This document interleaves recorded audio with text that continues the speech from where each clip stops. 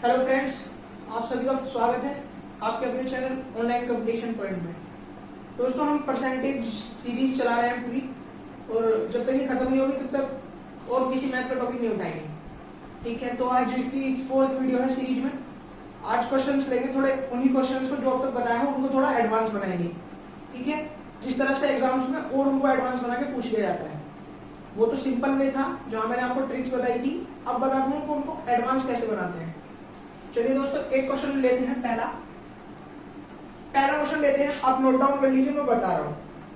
वो कह रहा है question, Tulsiram salary is 20% more than that of Kashyap salary. ठीक है, वो कह रहा है जो तुलसीराम की सैलरी है वो 20% ज्यादा है कश्यप की सैलरी से। ठीक है, आप लिख सकते हैं, मैं बोल रहा हूं तुलसी की सैलरी जो है 20% ज्यादा है कश्यप की सैलरी से। ठीक है, वो कह रहा है अगर इफ जो तुलसीराम है या तुलसी है ये बचाता है 720 रुपए। कितने बचाता है? 720 रुपए, और जो कि 4% है इसकी सैलरी का, ऑफिस सैलरी। ठीक है, क्वेश्चन कह रहा है, आपको समझ आ जाएगा कि अगर तुलसी की सैलरी 20% ज्यादा है कश्यप से और तुलसी बचाता है 720 रुपए जो कि 4% है उसकी सैलरी का, तो हमें कश्यप की सैलरी निकालनी है। ठीक है, कश्यप की सैलरी हमें निकालनी है। दोस्तों, मैंने बताया था जिसको भी वो बताए, जिसको भी ज्यादा करे उससे दूसरे वाले को 100 मान लो तुरंत। क्वेश्चन को अगर इजी बनाना है, जिसको भी वो बताए उससे दूसरे वाले को 100 मान लो, तभी क्वेश्चन इजी होता चला जाएगा। अब ये कह रहा है 120% हो गई तो तुलसी की, कश्यप की कितनी हुई? 100। कश्यप की कितनी हुई? 100। ठीक है, अगर तुलसी की 120 बैठेगी, कश्यप की तभी तो 100 बैठेगी, ये इसकी 20% ज्यादा होगी। ये तो था अभी तक का जो मैंने आपको बताया है, वही वाला मेथड। ठीक है, अच्छा, अब वो कह रहा है जो तुलसी की सैलरी है ये 720 रुपए बचाता है। कितने बचाता है? 720 रुपए, जो कि 4% है। अब 720 कितना है? 4% है। 720 कितना है? 4% है, और हमें कितना चाहिए? हमें 100% चाहिए। भाई 720 जो है वो इसकी सैलरी का 4% है। ये खुद में अपने आप में तो 100% ही मानी जाएगी ना, खुद में तो अपने आप में 100% मानी जाएगी। तो वो कह रहा है कि 720 जो है वो 4% है, तो हमें पूरी चीज टोटल निकालने के लिए 100 से मल्टीप्लाई कर देंगे। 21 से मल्टीप्लाई करिए, आएगा 25 चौका 100 और 180 मैंने 2 जीरो, 18,000। तो तुलसी की सैलरी कितनी बैठी? 18,000। ठीक है, तुलसी की सैलरी कितनी बैठी? 18,000। अब वो कह रहा है ये इससे 20% ज्यादा है। अगर हम इसे देखें तो ये तो 6 हिस्से हैं, ये 5 हिस्से हैं, तो ये कितने हैं? ये 6 हिस्से हैं। अब हमारे 180 जो है और ये 18,000 जो है ये 6 हिस्से हैं। एक हिस्सा निकालने के लिए पहले बात कर लेंगे, और फिर 5 हिस्से चाहिए तो 5 से गुणा कर देंगे। जिसको समझ ना आया वो उससे कमेंट बॉक्स में पूछ सकता है, या दोबारा इसे एक बार मैं शॉर्ट तरीके से करा दूंगा। कितना बैठेगा? इससे इसे काटा 3 और 3 पंचे 15, 15,000 रुपए। अब आप इसे देख लो, 15,000 का 20% ज्यादा है 18,000। बिल्कुल सेम हमारा आंसर निकल गया है। अगर इसे शॉर्ट मेथड से करें, शॉर्ट मेथड में मैंने आपको बताया 20% को क्या लिखते हैं? 1/5। जब ज्यादा बताता है तो नीचे वाले में ऊपर वाला ऐड कर लेते हैं, 5 और 1 6। इसकी सैलरी 5। ठीक है, तो इसकी सैलरी कितनी हो गई? 5। अब वो कह रहा है 720 जो है, जो 720 दे रखा है उसने, वो 720 4% है। वो 720 कितना है? 4% है। ये 720 जो दे रखा है 4% दे रखा है। अब इसके बाद हमें 100% निकालना है, तो 100 से मल्टीप्लाई कर देंगे। 100 से मल्टीप्लाई करेंगे, फिर से वही तरीका, इससे इसे काटा 20 सॉरी 25 और मल्टीप्लाई करेंगे 18,000। ठीक है। अब 18,000 जो है ये 6 हिस्से हैं, हमें इसके 5 हिस्से निकालने हैं, तो अपॉन 6 मल्टीप्लाई 5, 6 से डिवाइड करा, 5 से गुणा कर दी।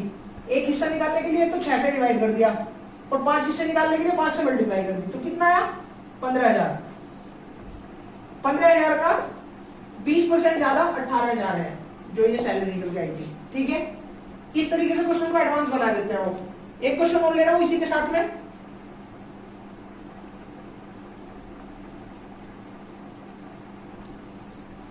एक्स, क्वेश्चन कह रहा है एक्स हैज मनी, जो एक्स है, x has money twice as that of y. X के पास जो मनी है वो वाई से दुगनी है। ठीक है, एक्स के पास जो मनी है वो वाई से दुगनी है, और वाई जो है वाई के पास है वो 50% ज्यादा है जेड से, 50% ज्यादा है जेड से, मतलब 50% ऑफ जेड और प्लस जेड। समझ आया, मतलब जेड तो है ही और जेड में भी 50% और ज्यादा हो गया। ठीक है, इसके बाद वो कह रहा है if the average money of all of them is 110। अगर एक्स वाई जेड इन तीनों की मनी एवरेज 110 है, ठीक है, तो एक्स के पास कितने रुपए हैं? समझ आया क्वेश्चन? एक्स के पास कितने रुपए हैं? क्वेश्चन इजी है, बहुत इजी है। अब मैंने बताया आपको 50% कह रहा है ये। ठीक है, अब यहाँ पे हमारे पास 3 कंडीशन बन गई। एक्स इसके पास जो मनी है वो वाई से दुगनी है, और जो वाई के पास है वो जेड से 50% ज्यादा है। ठीक है, अब हम इस तरह कर सकते हैं जेड वाई एक्स या एक्स वाई जेड। अब हमने जेड को शुरू में क्यों लिखा? मैंने इसलिए लिखा क्योंकि जेड की कंडीशन लास्ट में दे रखी है। अगर मैंने जेड को 2 माना, 2 का 50% कितना हो गया? वाई कैसे निकलेगा? 2 का 50%, मतलब 2 तो जोड़ा ही और उसमें 2 का 50% भी जोड़ लो, तो 2 और वाई में एक और जोड़ा 3। अब एक्स जो है वो वाई का दुगना है, तो वाई कितना है? 3। एक्स कितना हुआ? 6। कितना हुआ? 6। अच्छा, अब हमें करना क्या है? ये जो टोटल सैलरी है ये कितने यूनिट बैठी? ये बैठी 11 यूनिट। तो जो 11 यूनिट है, जो 11 यूनिट है ये कितने दे रखी है हमें? और अपॉन 3 इक्वल टू 110। यही तो कह रहा है, ये 11 मतलब इन तीनों की सैलरी का जोड़, एवरेज, एवरेज वैल्यू 3 से भाग भी तो करते हैं, इक्वल टू दे रखा है 110। अब 11 यूनिट कितनी हो गई? 330। एक यूनिट कितनी हो गई? 30। ठीक है, एक यूनिट हमारी 30 के बराबर निकल के आ गई। अब वो कह रहा है एक्स के पास कितनी यूनिट है? 6। तो एक्स के पास 6 यूनिट है, एक्स की 6 से मल्टीप्लाई कर देंगे, 30 इंटू 6 कितना आ गया? 180। ये हमारे इसे निकालने का तरीका था क्वेश्चन को। अगर आपको समझ में ना आए तो आप यहां से देख लो एक बार और। एक्स के पास वाई से दुगनी सैलरी थी, और जो वाई के पास थी वो जेड का 50% ज्यादा थी। ठीक है, इसलिए एक्स वाई जेड की जो एवरेज सैलरी है, एवरेज क्या होता है? एवरेज ऐसे तो निकलता है ए प्लस बी प्लस सी अपॉन, ये 3 वैल्यू है तो 3 से डिवाइड, डी हो जाएगा तो 4 से डिवाइड। तो वही वाला 3 मैंने नीचे लगाया है ताकि उधर जाके मल्टीप्लाई हो जाए। ठीक है, एक यूनिट निकाली, बाकी कंप्लीट कर दिया। और क्वेश्चन लेते हैं। अब जो क्वेश्चन कराऊंगा, अब ये सबसे ज्यादा एग्जाम में ये वाला भी पूछा जाता है। सैलरी वाले क्वेश्चन अगर एडवांस बनाए जाएंगे तो इस लेवल से बनाए जाएंगे। दोस्तों, क्वेश्चन कह रहा था monthly income of a person was 13,500। इसको 2 मेथड से कराऊंगा सवाल को, आपके वाले को बहुत इजी वे में कर पाओगे, बहुत फास्ट कर पाओगे। तो मंथली इनकम एक पर्सन की आ रहा है, जो इनकम है कितनी है? 13,500। ठीक है, इनकम दे रहा है 13,500। उसका जो मंथली एक्सपेंडिचर है, क्या दे रखा है? एक्सपेंडिचर, मतलब कितना वो खर्च करता है। ये तो होगी सैलरी उसकी, और एक्सपेंडिचर दे रखा है उसका 9,000। अच्छा, अब वो कह रहा है अगले साल उसकी जो इनकम है, इनकम 14% मतलब 14% इंक्रीज हो गई, बढ़ गई, और जो उसका एक्सपेंस था, जो उसका खर्चा था, वो भी 7% बढ़ गया। ठीक है, वो कह रहा परसेंटेज इन इस जो इंक्रीज होगी, हमें बताना है उसकी सेविंग्स कितने परसेंट बढ़ गई, सेविंग्स कितने परसेंट बढ़ गई। अब सबसे पहले तो यहां पे सेविंग देख लो, सेविंग कितनी हुई क्वेश्चन में, सेविंग्स निकल गई हमारी 4500, सेविंग्स आ गई हमारी 4500। भाई उसकी 13,500 सैलरी थी, 9,000 खर्च कर दी, उसमें बचा ली 4500। अगले साल उसकी 14% तो सैलरी बढ़ गई, 7% खर्चा बढ़ गया, तो सेविंग्स जाहिर सी बात है बढ़ेगी बढ़ेगी, तो वो कितनी बढ़ी वो हमें निकालना है। ठीक है, अब इस क्वेश्चन को करना कैसे, सबसे पहले तो इसे एलिगेशन मेथड से करके देखते हैं। ठीक है, इसे एलिगेशन मेथड से करके देखते हैं। वो कह रहा है एलिगेशन मेथड में सबसे सिंपल तरीका क्या होता है, अब एक तरफ तो लिख लो एक्सपेंस एक्सपेंडिचर, एक तरफ लिख लो सेविंग्स। ठीक है, जो एक्सपेंडिचर बढ़ रहा है कितना बढ़ रहा है 14%, नहीं एक्सपेंडिचर बढ़ रहा है 7%। ठीक है, एक्सपेंडिचर कितना बढ़ रहा है 7%, सेविंग्स कितनी बढ़ रही है उसको एक्स मान लेंगे क्योंकि निकालना है हमें। टोटल सैलरी कितनी बढ़ रही है 14%। ठीक है, और इसका रेशो क्या आ रहा है निकल के, अगर हम इसका रेशो कैलकुलेट करें तो देखिए यहां पे तो थी एक्सपेंडिचर तो था उसका 9,000। ठीक है, और जो उसका सेविंग्स थी वो कितनी थी, सेविंग्स थी उसकी 4500। तो अगर देखा जाए एक्सपेंडिचर और सेविंग्स का जो रेशियो है वो कितना है 2:1, 2:1 निकल के यहां पे आएगा। ठीक है, अब एलिगेशन मेथड में करते क्या है, एलिगेशन मेथड में करते क्या है, इसे मैं ऊपर लिख रहा हूं, यहां शायद दिखाई नहीं दे रहा, तो ये तो 2 हिस्से हो गए और ये हो गया 1, अलग देखने से पता चल रहा है ये इसका दुगना है, तो 2:1 में ही चल रहा है सवाल। अब क्वेश्चन को करते कैसे हैं, इसकी मल्टीप्लाई इसमें, इसकी मल्टीप्लाई इसमें, और टोटल में इनका रेशो और इज इक्वल टू में चला जाता है हमारा सेंटर। देखो कैसे करते हैं, 7 की 2 से मल्टीप्लाई करेंगे, 7 into 2 plus x into 1 upon 2 plus 1 कितना हो गया 3, और इक्वल में क्या करेंगे जो उसमें सैलरी में एक्सपेंड, जो उसकी इनकम में इंक्रीज हो रहा है 14%। इसे देखो कुछ भी नहीं है इस क्वेश्चन में अगर आप ध्यान से समझोगे। ठीक है, कुछ भी नहीं है इस क्वेश्चन में अगर आप ध्यान से देखोगे तो कितना है 14 plus x upon 3 equal to 14, और 14 की 2 से मल्टीप्लाई करेंगे कितना आएगा, ये आ जाएगा यहां पे 14 प्लस x इक्वल टू 42, और x निकल के आ जाएगा हमारा 28। x कितना निकल के आ गया हमारा 28। तो x में मतलब जो उसकी बढ़ोतरी हुई यहां पे 28 रखेंगे तभी हमारी जो इक्वेशन है सेटिस्फाई होगी। x बराबर आ गया 28। तो ये था इसका एलिगेशन मेथड, सिंपल है, कुछ नहीं इसमें अगर आप समझ ले। क्वेश्चन क्या रहा था, इनकम है 13,500, एक्सपेंडिचर है 9,000, तो सेविंग्स कितनी हुई, जाहिर सी बात है 4500 सेविंग्स हो गई। अब वो कह रहा है उसकी इनकम बढ़ गई 14%, एक्सपेंडिचर बढ़ रहा 7%, तो सेविंग्स कितने परसेंट बढ़ी, एक्सपेंडिचर 7% बढ़ा, सेविंग्स पता निकालनी है इसलिए एक्स रख लिया, टोटल सैलरी 14% बढ़ गई, रेशो 2 और 1 में है, ये 2 है तो ये 1 है। ठीक है, इसीलिए जब हमने इसको कैलकुलेट किया तो आया 28%। अब इसको एक मेथड से और करा के दिखाता हूं। ठीक है,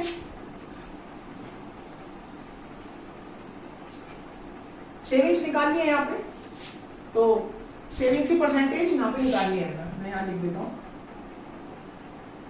सेविंग्स की परसेंटेज हमें कैलकुलेट करनी है, कितने परसेंट सेविंग्स जो है वो इंक्रीज हो रही है। दोस्तों क्वेश्चन अब हम इसे ऐसे मान लेंगे, इनकम,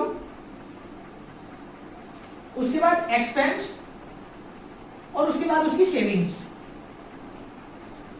ठीक है, फास्ट कैलकुलेशन के लिए बता रहा हूं, तो इनकम कितनी है, इनकम हमें दे रखी है 13,500, एक्सपेंस कितना हुआ 9,000, सेविंग कितनी हुई 4,500। ठीक है, यहां तक क्लियर है, कोई डाउट हो तो बता देना। इसके बाद जब अब हमने माना उसकी इनकम कितनी है, अब हम उसकी मान लेते हैं उसकी इनकम, उसकी इनकम हमने मान ली 300 थी, हम इसे मान रहे हैं तो ये 300 के बराबर है। फास्ट कैलकुलेशन के लिए मैं बता रहा हूं ऐसा क्यों कर रहे हैं। अब हमने देखा उसकी इनकम कितनी है 300, नेट इनकम 300, तो एक्सपेंस कितना करा उसने 2 हिस्से एक्सपेंस कर रहा है, 1 हिस्सा बचा रहा है, तो 300 में से 200 तो उसने खर्च कर दिए, 100 उसने बचा लिए। यहां तक बिल्कुल क्लियर है ना? 300 थे, 300 में से 200 उसने खर्च कर दिए, 100 उसने बचा लिए। तो अब क्या करना है? तो अब इस देखो मैंने इसे 300 से मान लिया क्योंकि ये 3 हिस्से थे, 2 खत्म कर रहा है, 1 बचा रहा है, तो 300 200 खर्च कर दिए, 100 बचा लिए। अब अगली कंडीशन में क्या कह रहा है? 14% इनकम बढ़ गई, 300 का 14% निकाला, कितना बढ़ा? 42 मतलब 14% बढ़े तो कितना होगा? 342। इसके बाद 200 में 7% एक्सपेंडिचर बढ़ गया, तो 200 का 7 कितना बढ़ा? 14, 214 हो गए। ठीक है, अब सेविंग्स कितनी बची है हमारे पास? इसमें से इसे घटाएंगे तो हमारी सेविंग्स निकल आएगी। कितने बचे? ये बचे हैं 128। अब हम इसे देख सकते हैं, 100 से 128 हो गया, 100 से 128 हो गया, तो कितने परसेंट बढ़ गया? 28% बढ़ गया। बिल्कुल सिंपल ट्रिक से निकल गया, 28% बढ़ गया। हमने 14% बढ़ी सैलरी, 7% बढ़ा एक्सपेंडिचर, तो जो सेविंग्स है वो हमारी 28% बढ़ गई। सबसे ज्यादा क्वेश्चन एग्जाम में इसी तरह से पूछा जाता है। ठीक है दोस्तों, एक क्वेश्चन और लेते हैं, उसे थोड़ा फास्ट बनाने की कोशिश करूंगा मैं। आपको बताऊंगा कि अगर 2 बार में कोई चीज पूछे तो उसे 1 बार में कैसे निकालना है। मतलब जैसे वो पूछ रहा है 15% ऑफ 45, फोर्थ क्वेश्चन है हमारी आज की वीडियो का। 15% ऑफ 45 किसी नंबर का, ऑफ अ नंबर, ठीक है, ऑफ अ नंबर इज 105.3। वो कह रहा 15% 45 का, 15% of 45% of a number is 105.3। Question बिल्कुल देखने से ही समझ में आ रहा है। अब कह रहा what is 24% of that number, what is 24% of that number.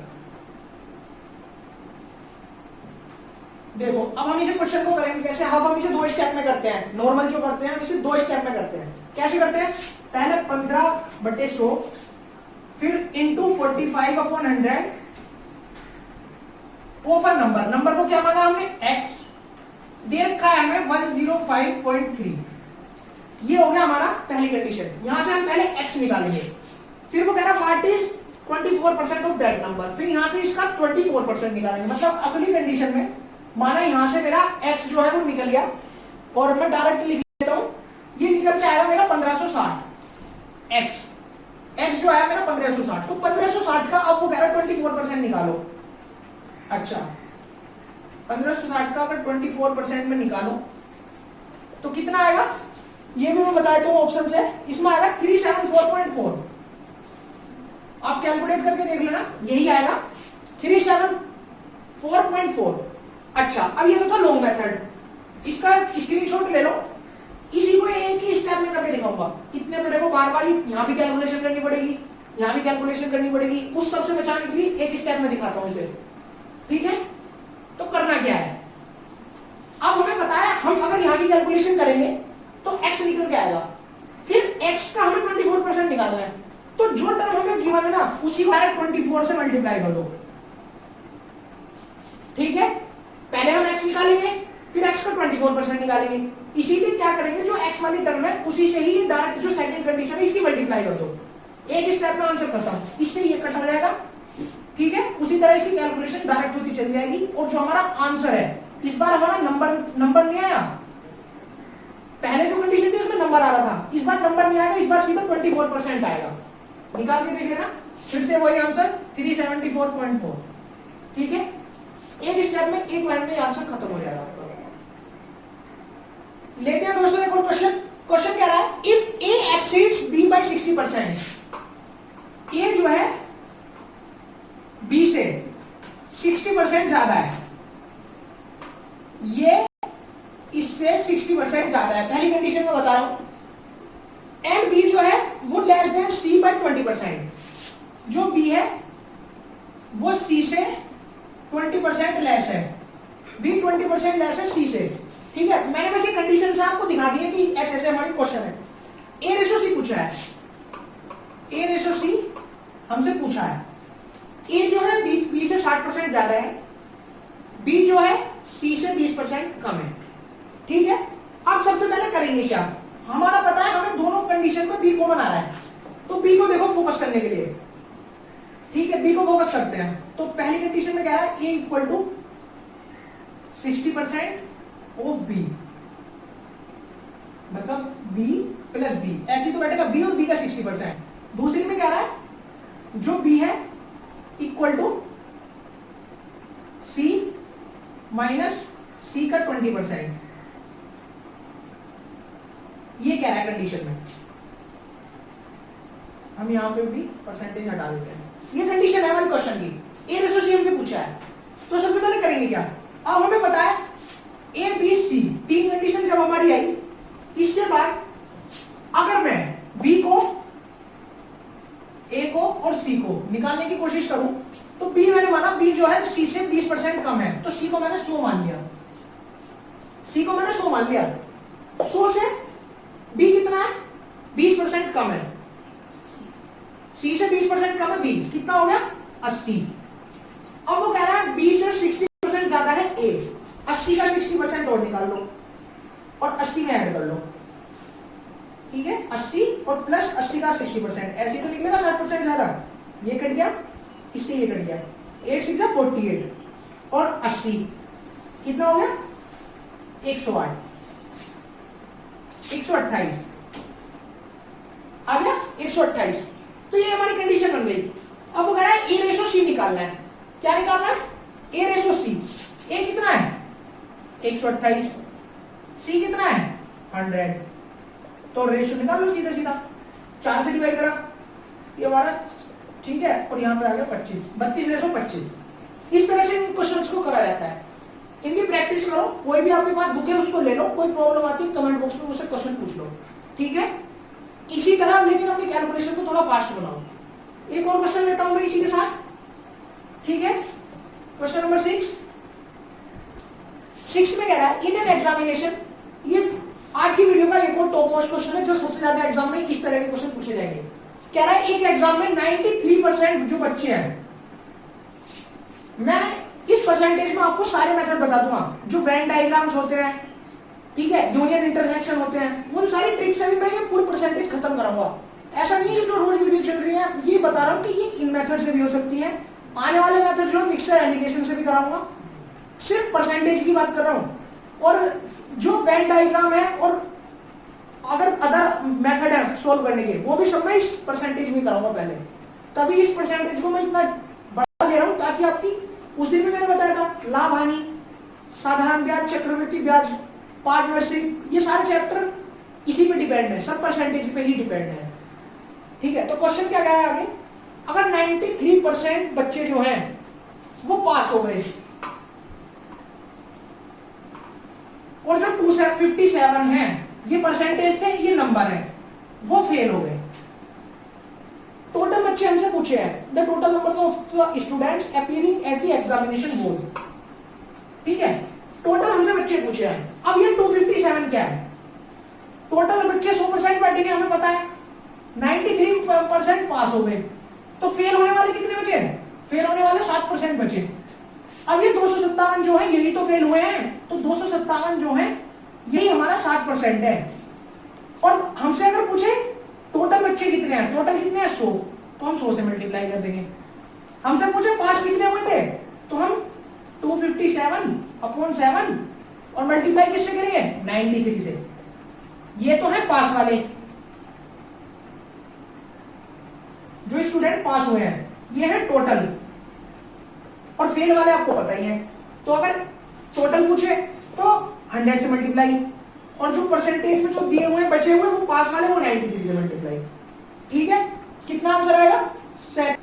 तो करते हैं इसको सॉल्व, शायद कुछ मिस्टेक हो गई, 259, यहाँ पे 259 दे रखा है, क्योंकि बच्चे तो पॉइंट बना ही सकते हैं, ठीक है, हम इसे 259 बना लेते हैं। अब इसको सॉल्व करते हैं, 7 से डिवाइड किया कितना है 37, मतलब 3700 आ गया। टोटल बच्चे कितने थे 3700, 3700 में से अब इसे हम, इस वाली कैलकुलेशन को तो मैंने बता दिया। अब अगर ये दे रखा हो और ये निकालने हो टोटल पास वाले, तो तो इसमें से भी इसे माइनस कर सकते हैं। अगर नंबर में पूछे हैं तो यहाँ से इसे घटा सकते हैं तो भी हमारा निकल आएगा। और अगर यहाँ से कैलकुलेशन करेंगे 93 से मल्टीप्लाई करेंगे तो भी निकल आएगा। ठीक है, दोनों कंडीशन में सेम आंसर आएगा। ठीक है, एक और बहुत इंपॉर्टेंट क्वेश्चन मैं ले रहा हूं। ठीक है, क्वेश्चन क्या रहा है, in an examination A got 25% marks more than B. A जो है बी से 25% ज्यादा मार्क्स ले रहा है। ए जो है बी से 25% ज्यादा नंबर ले रहा है। ठीक है, किसी एग्जाम में बी जो ले रहा है वो 10% कम ले रहा है सी से। बी ले रहा है 10% कम सी से। ठीक है, नेक्स्ट में क्या रहा है, सी जो ले रहा है 25% ज्यादा ले रहा है डी से। सी जो ले रहा है 25% ज्यादा ले रहा है डी से। सी 25% ज्यादा ले रहा है डी से। और डी ने जो लिए हैं वो 320 नंबर लिए हैं। डी ने कितने लिए हैं, डी के जो नंबर आए हैं 320 आए हैं। अब हमें पूछा है ए के नंबर कितने हैं। क्वेश्चन उल्टा चल रहा है। ठीक है, डी के नंबर दे रखे हैं, कैलकुलेट करा के एक से ए के पूछ रहा है और आपस में सबको लिंक कर दिया। ए बराबर B, B is equal to C, C equal to D, D equal to ये। ठीक है, आपस में लिंक कर दिया सबको, तो उल्टा चल रहा है। डी यहां पे लिखा, सी बी ए। अभी कह रहा है डी ने लिए 320, हमने 320 लिख लिए। सी ने कितने लिए 25% ज्यादा डी से, तो डी के तो रही रहे और 25% ज्यादा और जोड़ लो डी के, तो डी के 25% कितने हो गए अपॉन 100। मतलब 4 से भाग करा कितना है 80 और ऐड हो गए सी में 320 प्लस 80 कितने हो गए 400। एक लाइन में कर रहा हूं ताकि आपको फास्ट मेथड पता चले। ठीक है, मुझे करने में तो थोड़ी सी टाइम लगेगी। अब देखो सी में क्या, बी में क्या कह रहा है, बी 10% कम है सी से। सी का 10% कितना, 10% देख लो, सीधा सीधा पता चल रहा है 10% कितना 40, तो बी 10% कम ले रहा है। इसमें से 10% कम कर दो बी के लिए, कितना कम करोगे 40, तो कितना बैठा 360।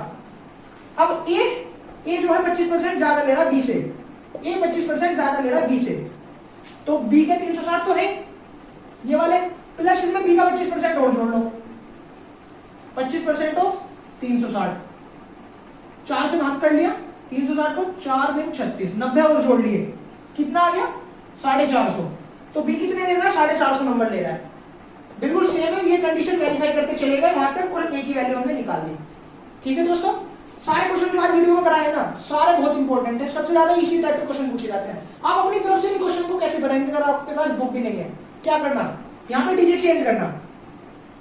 ठीक है, आपने डिजिट चेंज करी, उसके बाद कैलकुलेट करके देखना, शॉर्ट मेथड से भी करके देखना, लॉन्ग से भी करके देखना। लॉन्ग मेथड क्या है, लॉन्ग मेथड है पहले हमने 320 था, अब सी के लिए हमने क्या करा 320 में 25% और ऐड कर दिए, मतलब 320 प्लस 320 का ही 25%, ये इसका लॉन्ग मेथड है।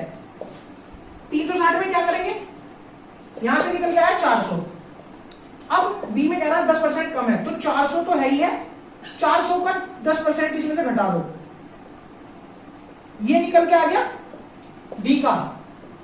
अब बी का कितना निकल के आ रहा है 360, तो यहां से 360 निकल के आ जाएगा। ए का निकालना है तो 360 प्लस 25% ऑफ 360, 450 निकल के आ जाएगा। लॉन्ग मेथड ये था। दोस्तों आज की इस वीडियो को बिल्कुल भी इग्नोर मत करना, स्किप मत करना, पूरी वीडियो को देख लेना, अच्छे से समझ में आ जाएंगे क्वेश्चंस। आपके पास बुक है, आप उससे क्वेश्चंस को करिए, सोल्व करिए, प्रैक्टिस करिए, बहुत अच्छा है। तो कल फिर मिलता हूं नेक्स्ट क्वेश्चंस के साथ, एक बेटर वीडियो के साथ। तब तक के लिए बाय बाय। वीडियो को लाइक करें और चैनल को सब्सक्राइब कर लें अगर आप हमारे चैनल पर नए हैं।